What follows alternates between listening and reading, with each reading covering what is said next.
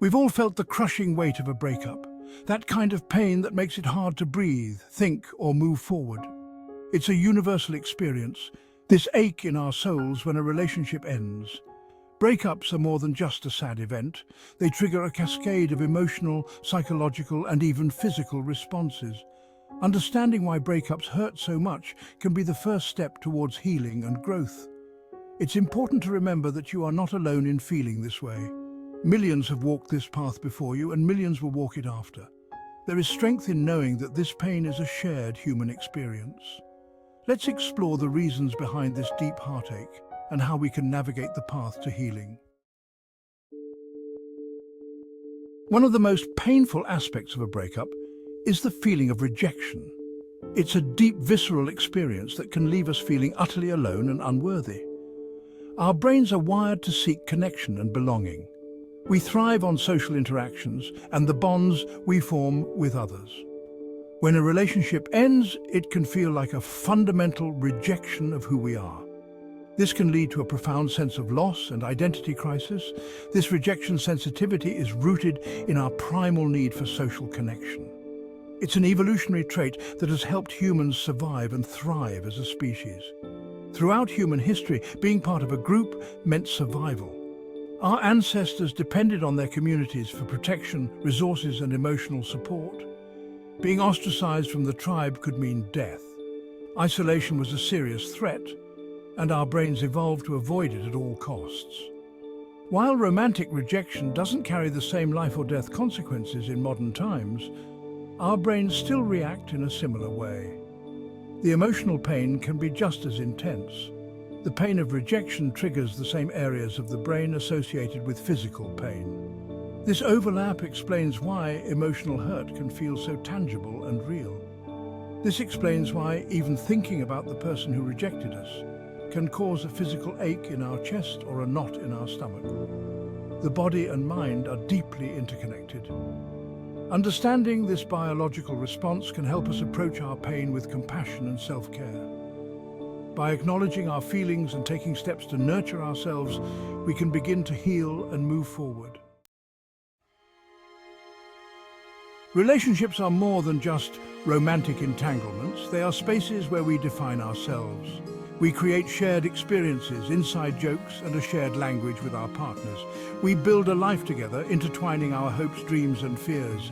This merging of identities is a beautiful aspect of love, but it also makes breakups incredibly challenging. When a relationship ends, it can feel like losing a part of ourselves. We might question who we are without our partner. Our routines are disrupted, our social circles shift, and the future we envisioned is no longer a shared reality. This loss of identity is a natural part of the breakup process. It's an opportunity to rediscover ourselves as individuals, to reevaluate our values, and to redefine who we want to be in this new chapter of our lives. The end of a relationship, especially a significant one, is a profound loss. It's a loss of companionship, intimacy, shared dreams, and a future that was once vividly imagined. The plans you made together, the moments you shared, all become memories that can be painful to revisit. It's natural to experience grief after a breakup. This grief can be as intense and as real as grieving the death of a loved one. This grief might look different for everyone, but it often follows the same stages as grieving the loss of a loved one. These stages help us process the emotional turmoil and find a way to move forward. These stages are not linear and can ebb and flow, much like the tides of the ocean. One day you might feel like you're making progress, and the next, you might feel like you're back at square one. We might find ourselves in denial, unable to accept that the relationship is truly over. This stage can be marked by a refusal to acknowledge the reality of the situation. Anger might follow, directed at our ex, ourselves, or even at the universe itself. This anger can be a way to mask the deeper pain and hurt we are feeling. Bargaining might creep in, with thoughts of what if I had done this differently? Or maybe we can still work things out. This stage is often filled with what-ifs and if-onlys as we try to negotiate a different outcome. Depression is a common stage marked by sadness, lethargy, and a loss of interest in things we once enjoyed. This stage can feel like a heavy weight, making it hard to find joy in anything. Finally, acceptance emerges, not necessarily as happiness, but as a quiet understanding that the relationship has run its course. Acceptance doesn't mean that the pain is gone, but it does mean that we can start to see a future beyond the breakup. Section 5. The brain on heartbreak, a shared language of pain. Science has shown us that emotional pain and physical pain share neural pathways in the brain. This means that the brain processes both types of pain in a remarkably similar way. Studies using advanced brain imaging technology have revealed that the same areas of the brain light up when we experience the pain of a breakup as when we experience physical injury. These areas include the anterior cingulate cortex and the insula, which are crucial in processing pain. This groundbreaking research helps explain why breakups can feel so physically debilitating. The emotional turmoil translates into physical symptoms, making it hard to function normally. It's not just in our heads, it's a real physiological response. The body reacts to emotional pain in ways that are very similar to how it reacts to physical pain, including increased heart rate and stress hormone levels. This understanding can be incredibly validating for those struggling with the aftermath of a breakup. Knowing that their pain is real and not imagined can be a crucial step in the healing process. It reminds us to be kind to ourselves, to allow ourselves time to heal, and to seek support from loved ones or professionals. Self-care practices like meditation, exercise, and spending time with friends can be incredibly beneficial. Just as we wouldn't hesitate to seek medical attention for a broken bone, we shouldn't hesitate to seek emotional support for a broken heart. Therapy and counseling can provide the tools and strategies needed to navigate this challenging time. Section 6. Picking up the pieces, a path to healing. Healing from a breakup takes time. There's no magic formula or quick fix. It's a process that requires patience, self-compassion, and a willingness to feel our feelings fully. One helpful approach is to view healing as a journey, not a destination. Just as a broken bone needs time and care to mend, so too does a broken heart.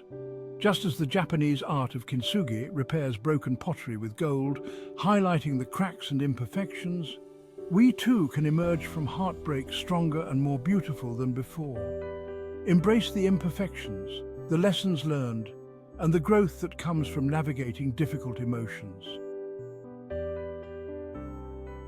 Section 7. From broken hearts to open hearts. It's easy to let heartbreak make us bitter, guarded, and closed off to future love. But what if we chose to see heartbreak as an opportunity for growth and transformation? What if, instead of building walls around our hearts, we allowed ourselves to be vulnerable and open to new possibilities? This doesn't mean rushing into a new relationship before we're ready. It means approaching healing with the intention of emerging from the experience with a more open and compassionate heart. It's about learning from the past, understanding our own needs and desires, and developing a deeper sense of self-love. Section 8. Time, the great healer. Time is a powerful healer. While it might feel like the pain will last forever, time gradually softens the sharp edges of heartbreak. The intensity of our emotions lessens, and we begin to see the situation with more clarity and perspective. It's important to be patient with ourselves during this process. Just as the sun rises each morning, bringing with it a new day, time will gradually bring healing and renewal. Allow yourself to grieve, to heal, and to rediscover yourself at your own pace. There's no need to rush the process. Section 9.